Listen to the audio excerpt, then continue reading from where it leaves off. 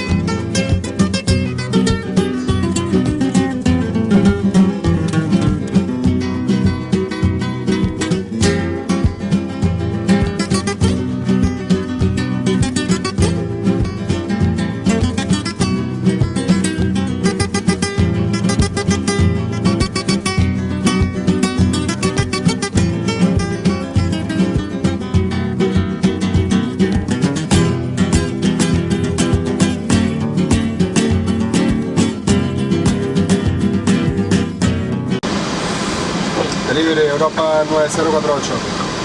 Adelante, 9048. Señor, estamos en el tango 18 para Tenerife, listo para remolque y serie de motores. 9048, tiene puesta en marcha aprobada el QNH 1012 en información alfa disponible en el ATI. Mantenga posición y llame a plataforma en 2185 y que tenga buen vuelo y lo dicho. Enhorabuena, señor, por una carrera en la aviación. Hasta luego. Pues autorizados para el remolque y para el proceso, llamaré y muchas gracias, Europa 9048. Europa 10, Europa 9048, en cuanto esté libre del compañero, le cruza de derecha a izquierda, cuando libre retroceso al sur aprobado, tango 18. Retroceso al sur aprobado, tango 18, cuando libre del compañero, Europa 9048. Tierra. A probarlo al sur cuando libre el...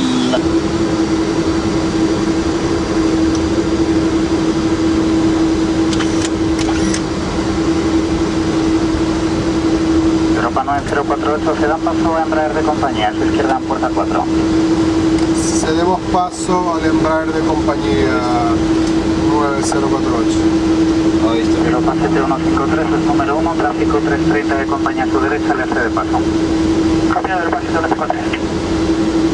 Europa 1173, y por rodar. Ready? Europa 1173, se da paso a 737 de compañía, les rebasa por su izquierda detrás, continúa en interior, puerta 6, corto de Mike. Full left. Seguimos paso al 737 de compañía y continuamos interior puerta 6, corto de Mike, Europa 1173. Weather. Full left. Full right. Europa 7153, llama el 2197, Gómboro.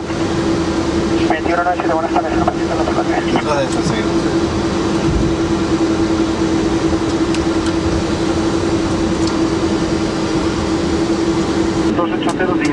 Autorizado a despegar pista 377.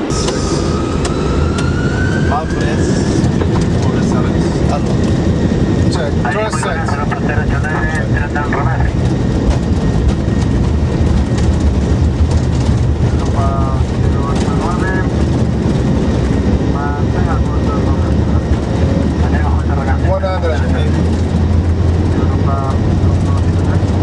Muy buenas, buenos días, Romeo 5. Rotate. Somos Sierra 1 Lima, claro y mantener trasa y izquierda Europa 173. Positive call. Y ahora,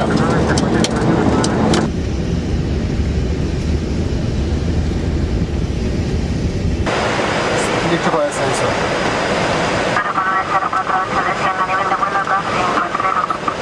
Descenso 250, nivel de 250, de Europa 9048. en vertical menos 1000 blue, check 250. 160 reduciendo 250, 9048. Confirma. ¿Me confirma el descenso 130? Descenso 130 reduciendo para 250, 9048.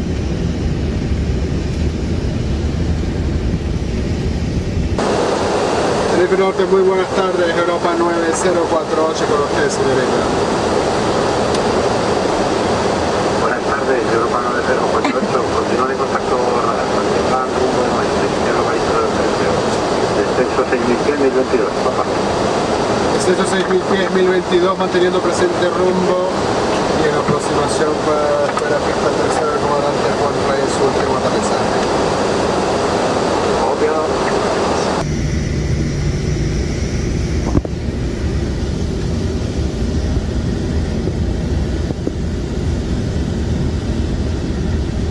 Silent.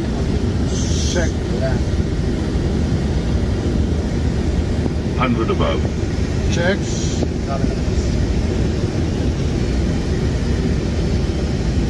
Minimum. Check.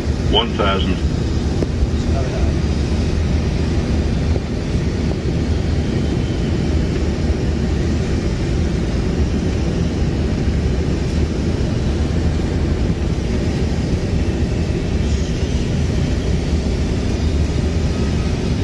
$500. 400. 300. 200. 100. 50.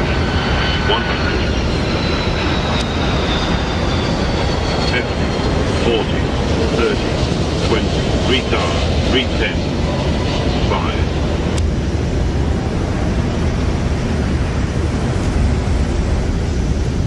Gun spoilers.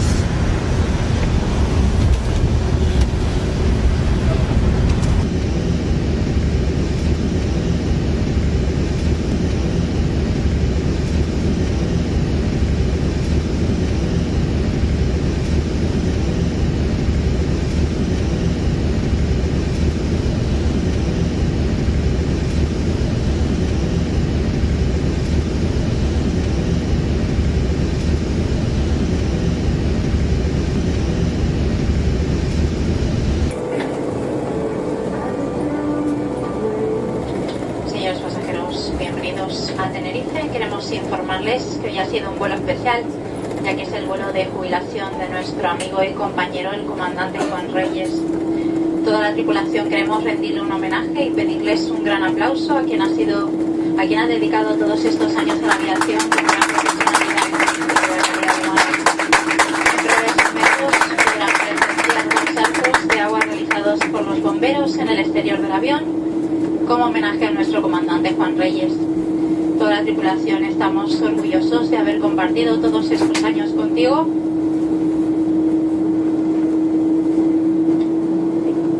Y agradecidos de estar en este vuelo especial. ¡Bravo! ¡Bravo! ¡Bravo, bravo! ¡Vamos, Juan! Ya estamos. Aplausos dentro del avión, aplausos dentro del avión.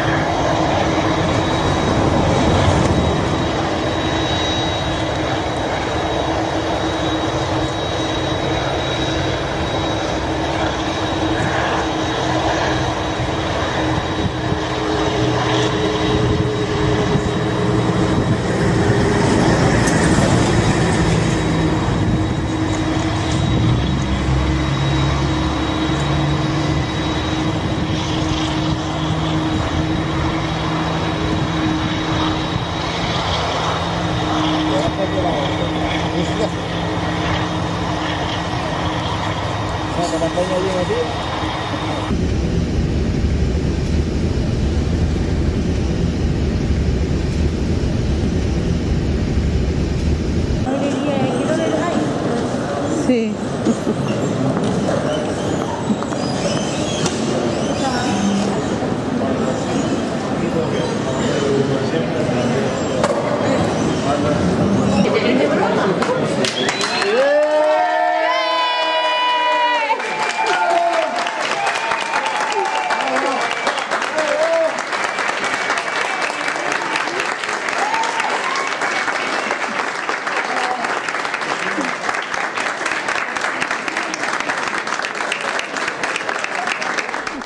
Emocionante, ¿verdad?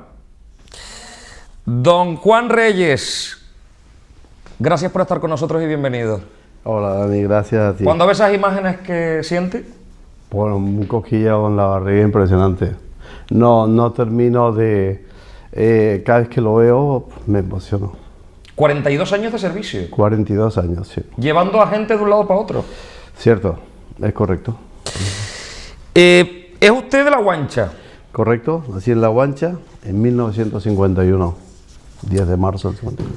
Piloto de líneas regulares, primero de mercancía y después de líneas regulares, moviéndose de un lado para otro, ¿no? Es correcto, sí. Nosotros empezamos aquí en Tenerife Norte en 1974 y pues después es un proceso desde que uno empieza con las avionetas en el aeropuerto, en este caso de Los Rodeos, y después en Las Palmas continué, después seguí ya volando un poco profesional, casi sin cobrar todavía, porque cuando eso se tenía el comercial de segunda y se podía actuar de copiloto en aviones que estuvieran calificados para un solo piloto, pero las empresas querían llevar su copiloto.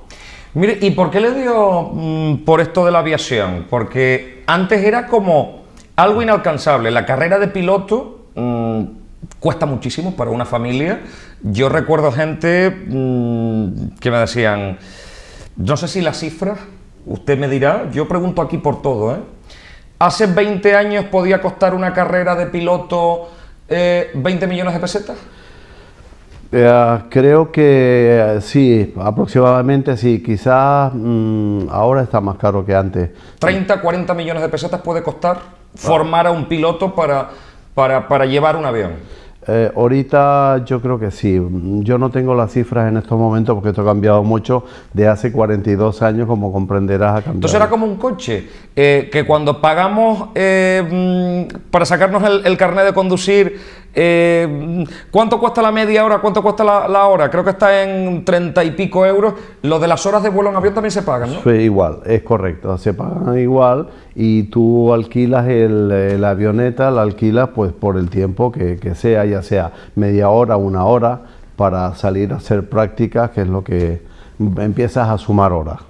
¿Cómo lo dio usted por ser piloto? Porque antes sí es verdad que cuando uno no podía asumir el coste de estas cifras importantes para convertirse en un profesional de la aviación, había una fórmula y era meterse por los militares y estabas un tiempo y ya de ahí decías, a ver, yo siendo militar gano muy poco dinero, me voy a pasar, ya que tengo tantas horas de vuelo, a una línea regular. Sí.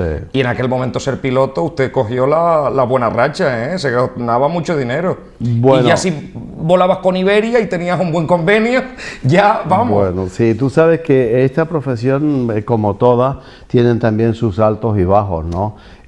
Ahora, por ejemplo, hemos pasado una etapa bastante mala, donde las compañías han tenido que fusionarse para poder subsistir. Correcto, y han pasado mucho, ¿no? Pero ahora viene una época buena. Esta es una época que empieza para la gente nueva, va a haber una expansión muy buena en la aviación, en todos los aspectos. El próximo año se quedarán aviones en el suelo por no tener tripulaciones, tanto técnicas como auxiliares. No hay gente preparada. Nace usted en La Guancha, hijo de José y Juana, el segundo de 4 hermanos y... pues mire, ahora que estamos en fiestas de mayo, nace usted en la calle El Sol, pero en La Guancha. En La Guancha, correcto, a las 11 del día, un sábado. Bien, ¿por qué decide la aviación? Bueno, a mí me empieza la aviación con 19 años. Yo estudié, por supuesto, pues, la escuela primaria en La Guancha y después nos examinábamos en La Laguna, en el Instituto de La Laguna, por libre. Todos mis exámenes han sido libres toda la vida, toda la vida. Y después estuve en el Realejo, San Agustín del Realejo. De acuerdo, después a los 18 años ya me fui para Santa Cruz, con mis padres, claro, y ya empecé, con 19 años tuve mi primer viaje a La Palma en un Fokker, y cuando me bajé en La Palma, para mí eso fue lo más grande. Yo dije, bueno, pues yo quiero ser piloto. ¿Cómo? No sé, pero quiero ser piloto. Por supuesto no vengo de familia de dinero, no vengo de familia de grandes apellidos militares o generales, etcétera, de renombre, y sabía que me iba a costar muchísimo, muchísimo, muchísimo. Me fui al Aeroclub de los Rodeos, empecé a indagar información y me decían, bueno chico, mejor dedícate a otra cosa porque esto, sí, esto como que se veía muy, muy, muy lejos, ¿no? Entonces ahí yo ahí empieza la Guardia Civil de Tráfico con helicóptero. Entonces yo enlazo la Guardia Civil de Tráfico con el tema de aviación porque la idea era meterme en la Guardia Civil, meterme en tráfico en helicóptero para pasar a volar. ¿Y para eso no hacía falta ser militar? No. Porque no. La Guardia Civil es un cuerpo, en aquel momento militar, hoy en día está a caballo entre militar y civil, pero sí, en aquel momento podía ser civil, sí, en los helicópteros. Es correcto, sí, sí. Y entonces yo, de hecho, me presenté, aprobé el examen en Santa Cruz, en la comandancia 152, creo, de ahí de Somosierra. Y aprobé y bueno, me llega la fecha, con las notas, me llega la fecha que el 19 de septiembre de no recuerdo qué año tengo que incorporarme a Úbeda, Jaén, a hacer el campamento para salir de guardia. que eso era lo primero. ¿Ok? Como cuando en el cuartel se hacía olla fría el campamento. Pues aquí el campamento se hacía en Úbeda, Jaén. Ahí viene mi primer problema cuando yo le digo a mis padres que ellos hasta ahí no sabían un poco, pero no lo tenían muy claro todavía, y yo le digo, bueno, he aprobado, porque mi madre rezaba porque no aprobara, y he aprobado y me tengo que ir a Jaén. Y bueno, ahí viene mi primer problema, porque mi madre, cuando eso empieza la ETA con los guardias civiles en España, y ni hablar, no hubo manera ni forma humana de hacérselo entender y que me dejase ir a hacer mi campamento a la Guardia Civil. A raíz de eso, entonces yo, que ya había ido por los rodeos y preguntando y tal, yo digo, bueno, pues aquí la solución es meterme en los rodeos, a ver si por lo menos puedo hacer auxiliar de vuelo. De momento, que era lo que yo pensaba y era mi meta inmediata. Bueno, empiezo a volar el privado en el 74. O sea, ¿y usted tenía la licencia? No, empiezo a volar de nuevo, de cero. El 13 de agosto del 74 hago mi primer vuelo en el Aeroclub de los Rodeos. ¿Y conectó? ¿Por dónde voló? ¿Qué hizo? Bueno, entonces voy a hablar con ellos, entonces me pareció que sí podía volar. No sabía a dónde iba a llegar, pero de momento me parecía que sí podía volar, y ya eso era bastante, ¿no? O sea, que tenía que costearse usted todo esto. Todo. Yo toda mi carrera me la he costeado yo, toda, totalmente. O sea, con la ayuda de mi padre, por supuesto, luego me ayudaron ellos, porque en principio tuve que incluso falsificar la firma de mi padre para empezar a volar en los rodeos, porque si no iba decía yo a que mi Yo creo que su padre se lo agradecerá, ¿verdad? Bueno, después mi padre estaba muy orgulloso, pero... Don Juan, ¿cuándo empieza, una vez que obtiene posteriormente la licencia, cuándo llega el primer vuelo en serio? Bueno, estuve 6 meses para volar 6 horas 25 en los rodeos, por el mal tiempo y Después le preguntaré cosas de los rodeos, usted que es piloto y demás, a ver si es verdad lo que dicen, que se hizo el aeropuerto donde no tenía que hacerse.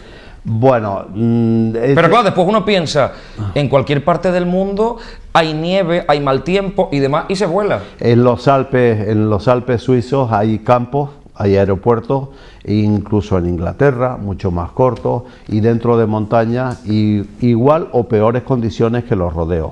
Con lo cual no hay que tirarse manos a la cabeza. Para nada. Los rodeos sí es un aeropuerto que hay que respetarlo, es cierto, hay que respetarlo, pero como respetar todos los demás aeropuertos. Quizás a los rodeos vienes un poquito con más cuidado, digamos. Y además sigue sonando mucho, ahora sigo con esta entrevista personal que le estamos haciendo, pero ¿sigue sonando mucho el accidente de los rodeos en los aeropuertos del mundo? Sigue sonando, sí. Ese fue un accidente que nunca debió haber ocurrido. Es un accidente que, bueno, ahí había que preguntar quién fue primero, si la gallina o el huevo, quién fue el culpable. Realmente, si el piloto, la torre de control... Todo se juntó. El primer culpable fue la bomba que pusieron la floristería de Las Palmas para desviar los 2 jumbos a Tenerife. Partimos de esa base, ¿de acuerdo? Que cuando estaba Canarias con el M para allá, ¿te acuerdas? Bueno, no.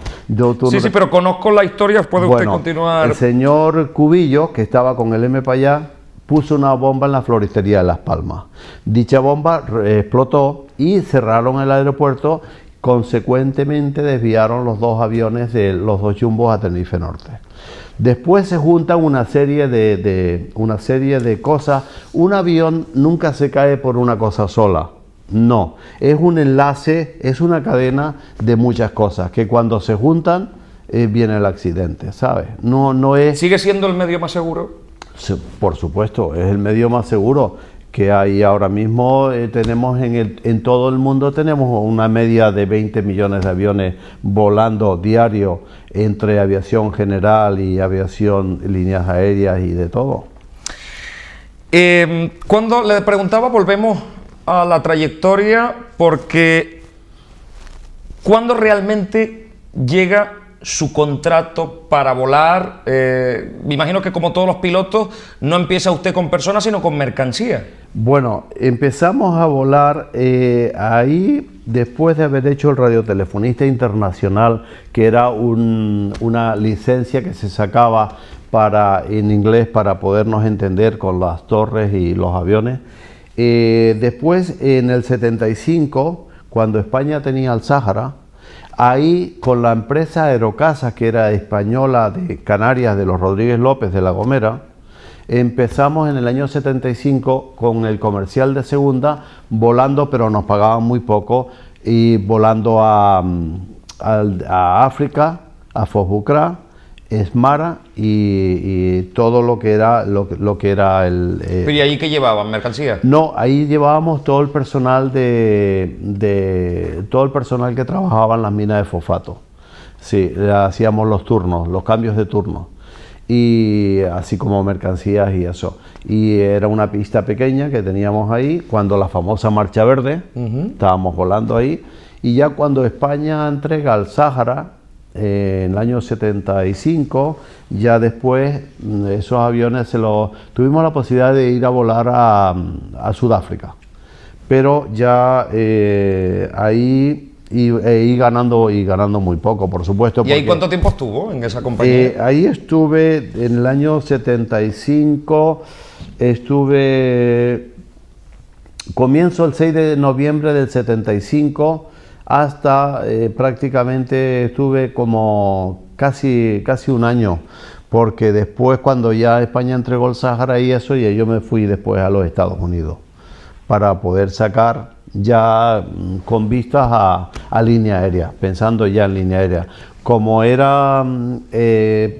tenía que examinarme por libre, pues el camino era ir a los Estados Unidos, sacar la licencia comercial, multimotores, multi-engine, y el instrumental, y después venir a preparar Salamanca para convalidar por la licencia española. Usted tenía claro que iba a ser piloto, que iba a volar por todo el mundo, y lo consiguió. Bueno, porque a partir de ahí ya llegan los contratos de verdad, que es lo que quiere un piloto, ¿no? Claro, sí, bueno, ahí después ya me fui a Venezuela. Antes de irme a Venezuela, donde saqué el dinero para el billete, realmente fue cuando la campaña electoral de las primeras elecciones aquí, de Adolfo Suárez, que... Fueron las primeras elecciones a la americana. Las primeras elecciones... Con avión y papeletas en el aire, ¿no? Es correcto, es correcto. Ahí tiramos nosotros, votamos en la provincia de Tenerife, Palma, Gomera y Hierro, votamos 3.000 kilos de papeletas. Y ahí gané 75.000 pesetas, que era lo que más había ganado en su vida, hasta ese momento. En la aviación hasta este momento. Me imagino que Adolfo Suárez no iba en la avioneta, ¿no? No, para nada. Éramos dos y tres a veces, y votando las papeletas, y éramos nosotros nada más. Tiramos 3.000 kilos de papeletas. ¿En qué isla? En Tenerife, Palma, Gomera y Hierro. O sea, en la provincia de Tenerife, correcto. Bien, ¿a partir de ahí qué sucede? A partir de ahí, cuando yo me había presentado a Salamanca,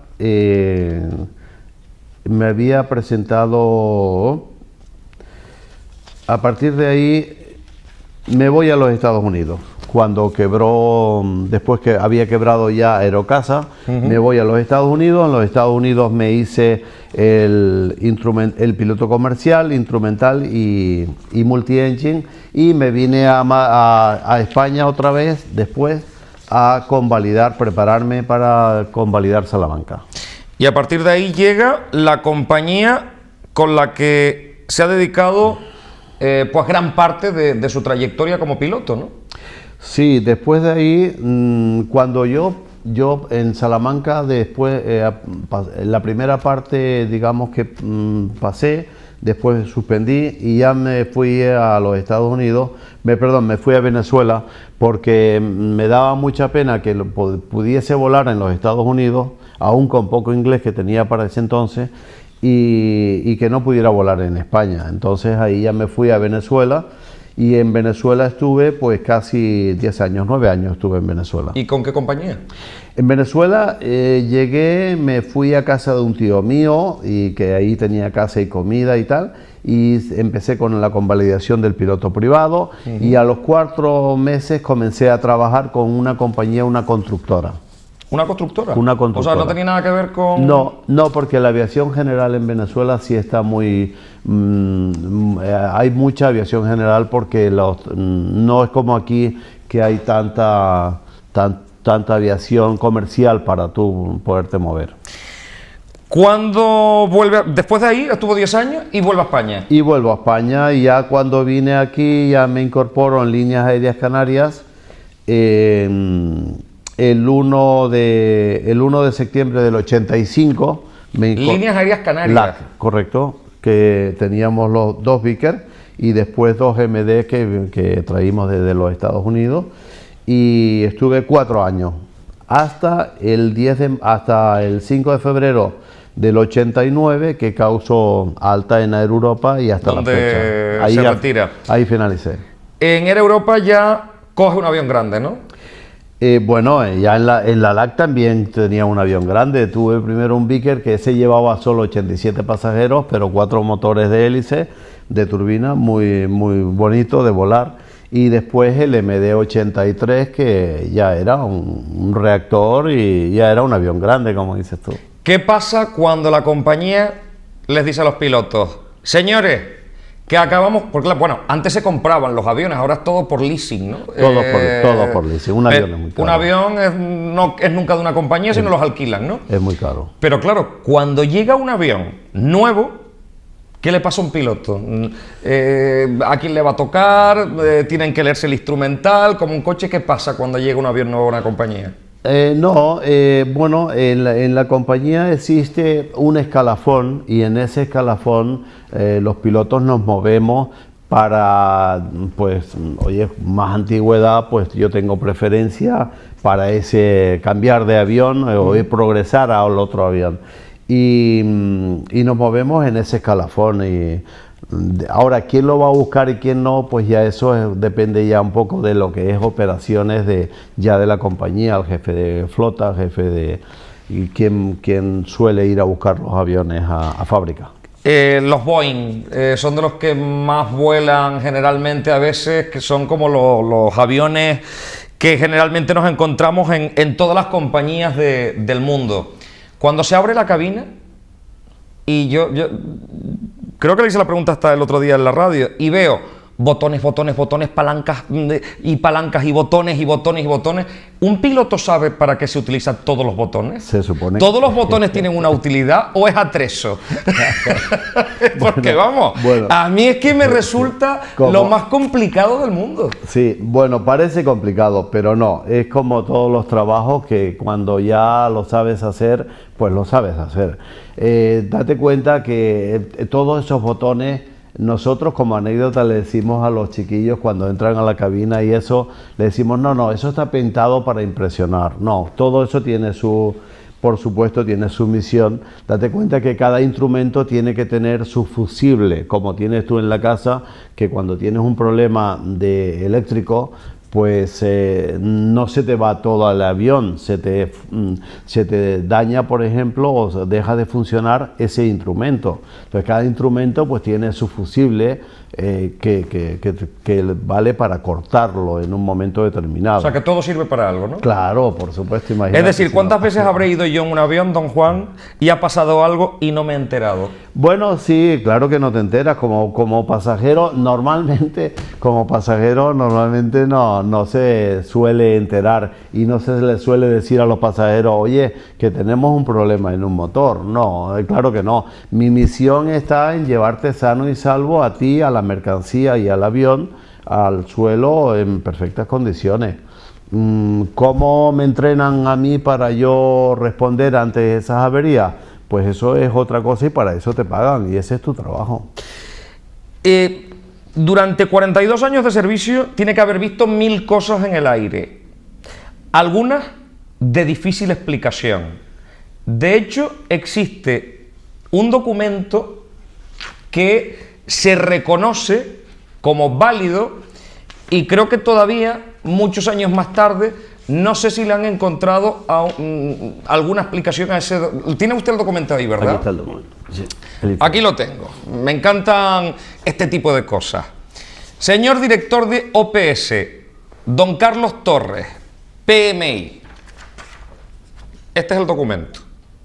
Existe, es válido, y ahora vamos a explicar por qué ha llegado este documento a nuestras manos. Y el documento dice así: le informo que el pasado día 12 de marzo del 97, cuando regresábamos con la línea AEA 118 JFK MAT, le ponen unos nombres también a todos los vuelos y demás, increíble, ¿no? En la posición, un montón de números, radial, a las 4:14 horas, le reportamos a control MAT de un objeto no identificado realmente extraño. Desde nuestra altura, FL 390, eso es un montón, ¿no? Nivel de vuelo, son casi 12.000 metros de 12.000 metros de altura. Condiciones totalmente VFR, ¿qué significa? Visual que teníamos perfectamente, no estábamos dentro de nube. Bien. Okay. Observamos un círculo como la isla de Gran Canaria, totalmente iluminado, con mucha luz y con dos focos muy fuertes en medio. Todo este resplandor se veía a través de una ligera capa de nubes, calima o humo perfectamente delimitado. Esta fue la conversación con el control MAT, que asimismo ratificó que la tripulación del IB 6010 DC-10 Montreal-Madrid a las 4:30 horas. Aprovecho la ocasión para saludarle. Lo firma atentamente Juan Reyes, una numeración, TFS 17 de marzo del 97. Es correcto. ¿Qué significa esto?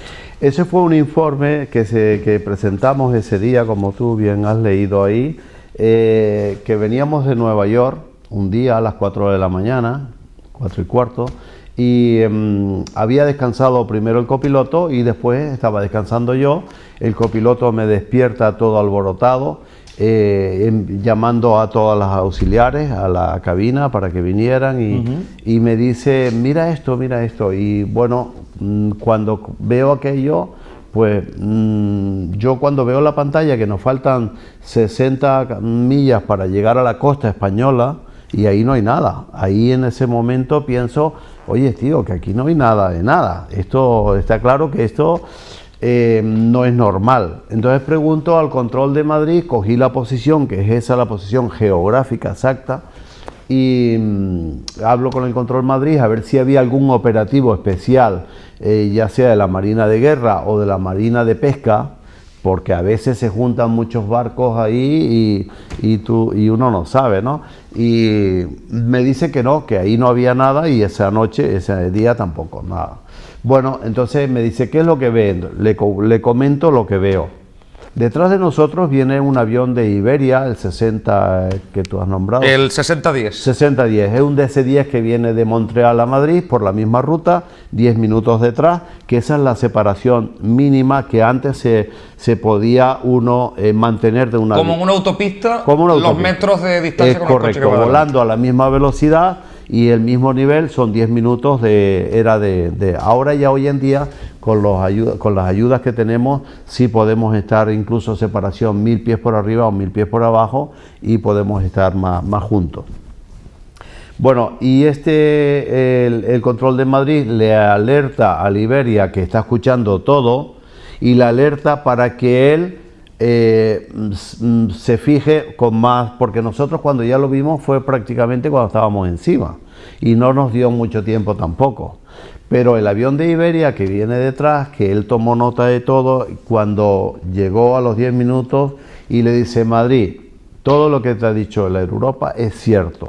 El avión de Iberia pidió permiso para rebajar la velocidad, porque tú no puedes rebajar la velocidad o aumentarla si no tienes permiso del control, en este caso de Madrid. ¿Por qué? Porque los aviones se mueven a una velocidad y si yo retraso mi velocidad, el que viene de atrás me puede alcanzar. O si yo adelanto puedo coger al otro, ¿no? Entonces el control de Madrid le autoriza a Iberia a reducir la velocidad y es más, cuando llega al lugar él pide permiso para hacer un 360 encima del objeto y ahí eso fue un silencio que se te ponen los pelos de gallina. ¿Qué había? ¿Qué era? Bueno, exactamente, pues el círculo ese que nosotros habíamos reportado, con mucha visibilidad, mucha luz en el centro, mucha luz, se delimitaba perfectamente toda la silueta del exterior, perfectamente. No sabemos cuánta altura podía estar. Estaba suspendido en el aire también. Aparentemente estaba suspendido en el aire. No sé decirte si estaba cerca del mar o estaba más arriba, porque la visión que nosotros teníamos hacia abajo no teníamos... O sea, era mucha luz, pero ustedes no pueden definir qué era. No podemos definir qué es lo que es ni dónde está. Eso sí, el radar en ningún momento, tanto el radar de tierra, que ahí ya le tenía que haber cogido, o nosotros, el avión, no tenemos información ninguna, no hay información ninguna. ¿Y qué pasa con toda esa información que dan los pilotos? ¿Pasa al servicio de inteligencia? Bueno, ese informe a fecha de hoy ese informe no ha sido desclasificado de los papeles del CSIC. Que yo me he metido, hemos intentado por todos los medios seguir esto y no ha sido desclasificado. Así como hay otros que han sido desclasificados y han dado una explicación, pues eso era Venus, o eso era otro avión, o eso era muchas cosas que aquí dicen. No hay... Aquí a fecha de hoy no está desclasificado ese informe. Aprovechando que estamos con un hombre con una trayectoria intachable, que ha volado tanto, que se ha encontrado con tantos problemas, ¿por qué se cae un avión? Bueno, lo que pasa es que cuando un avión cae... Porque hemos visto últimamente, desgraciadamente, lo que sucede pues con ese avión que llega a Francia, o el avión de Malasia. ¿Qué sucede para que pase esto con la tecnología que existe actualmente, con los controles que existe actualmente, cada vez con gente mucho más preparada para llevar un avión? ¿Por qué siguen sucediendo este tipo de cosas en la aviación? Bueno, lo que pasa es que cuando cae un avión eso es es una noticia impresionante, porque no es lo mismo decir en un coche que se han matado 4 que en un avión que se han caído 300, ¿no? O sea, entonces eso da mucho para mucho tiempo hablar. Un avión no se cae. Hoy con la aviación que tenemos hoy en día hemos ganado mucho en seguridad. Por supuesto, yo te diría que hoy por hoy es el transporte más seguro que hay. Eso no hay ninguna duda y está demostrado. ¿Por qué se cae un avión? El tema de, por ejemplo, el avión de Malasia, la desaparición del avión de Malasia, ahí hay un misterio muy grande que yo no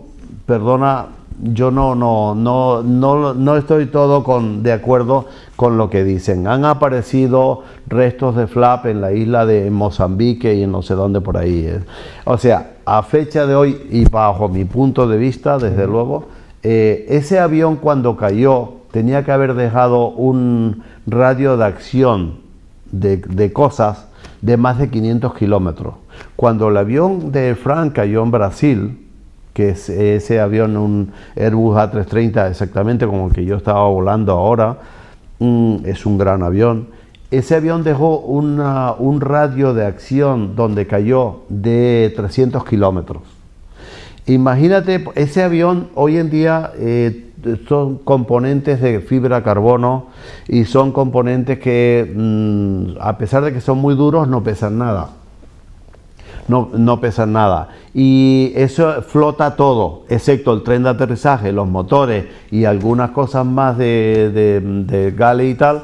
Eso flota todo, los asientos, los espaldares, todo eso flota. Y a fecha de hoy no se ha conseguido nada. ¿Entiendes?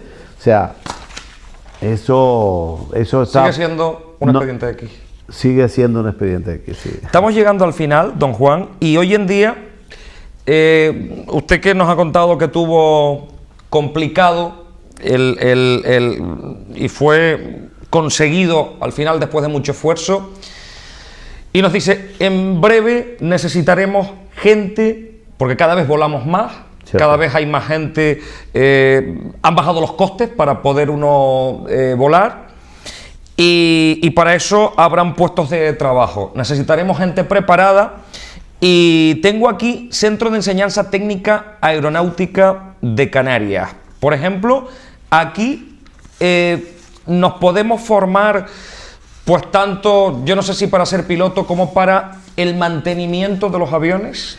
Sí, mira. Porque además estamos en una zona estratégica. Es correcto. Además, aquí Canarias había que aprovecharlo más todavía y utilizarlo de puente de América con África. Estamos en un sitio estratégico, pero muy bien situado. Y sin embargo, eso no se ha explotado a fecha de hoy. Hay muchos proyectos de poner estos movimientos, pero todavía no hay nada en claro.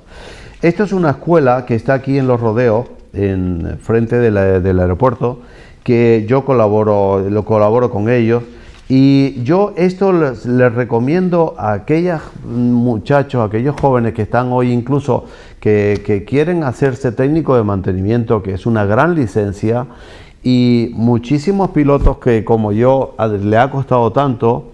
Esto es una otra vía también de sacarse el técnico de mantenimiento, comenzar a trabajar y después hacerse piloto. Tengo muchos amigos que lo han hecho así. Bueno, pues si le parece, damos el teléfono, la dirección, para todas aquellas personas que quieran ponerse en contacto. Bueno, Carretera General del Norte, en el edificio Star Nave 2, en La Laguna.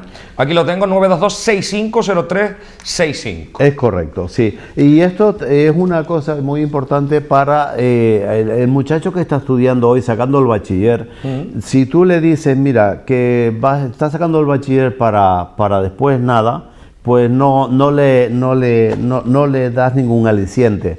Pero si tú le tienes por la mañana haciendo el bachiller y por la tarde sacando su licencia de técnico de mantenimiento, que ahora tardan 2 años creo, sale con una licencia de EASA que puede volar, puede trabajar en el mundo entero, ya ese muchacho tiene un aliciente diferente, ¿sabe? Y ese muchacho a los 20 años, cuando termina su bachiller, 20, 21 años, puede ponerse a trabajar perfectamente. Hemos llegado al final.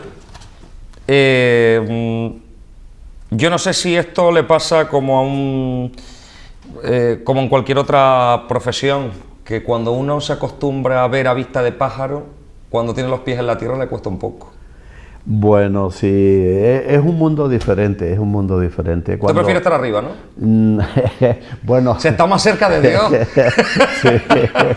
Sí, bueno, por supuesto, es como todo, pero me encuentro muy bien arriba, me encuentro muy bien. Tengo mucha seguridad en mí mismo, en los aviones y en los compañeros que están volando. Hay gente que está muy buena, profesionales muy buenos. Don Juan, muchísimas felicidades por estos 42 años. Ha sido de los pocos pilotos a los que se le ha hecho ese arco con el que estamos viendo las imágenes, con el que hemos concluido con esta entrevista en ese vuelo con el que usted quiso despedirse, que era el Madrid-Tenerife Norte, si no me equivoco. Es cierto, correcto.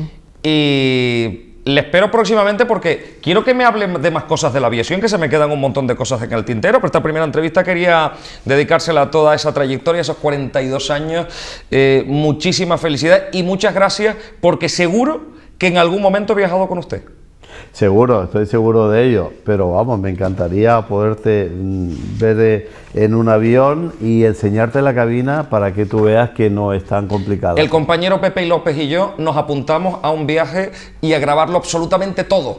Seguro que eso se puede hacer. Además, ahora esta gente quería también montar un curso de miedo a volar, que es muy importante. Hay gente que es normal, tú no estás acostumbrado a los baches del avión. Y eso hay muchas maneras de superarlo.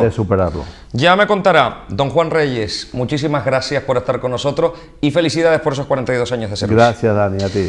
Una vida apasionante, ya lo ven, se la hemos contado hoy aquí en Mirando al Norte. Nos hemos ido en un avión a través de la vida de don Juan Reyes y hemos disfrutado muchísimo. Hasta aquí la entrevista de hoy. Próximamente más invitados y más protagonistas en Mi Tierra Televisión. Hasta entonces, que sean inmensamente felices. Adiós.